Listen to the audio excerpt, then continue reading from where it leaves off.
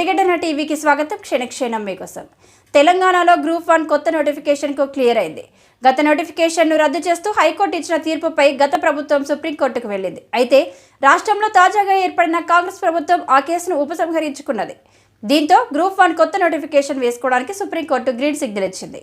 మరోవైపు రాష్ట్రంలో గ్రూప్ 1 పోస్టులను పెంచుతూ రాష్ట్ర ప్రభుత్వం నిర్ణయం తీసుకున్న విషయం తెలిసిందే.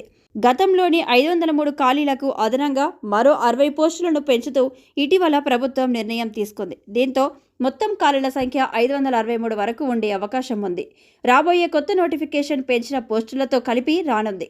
పేపర్ లీకేజీ, ప్రశ్నల తప్పిదాల కారణంగా పాత నోటిఫికేషన్ను రద్దు చేసి కొత్త నోటిఫికేషన్ను విడుదల చేయాలని నిర్ణయించారు. ఇదే అంశాన్ని తాజాగా అసెంబ్లీలో సైతం ప్రకటించారు.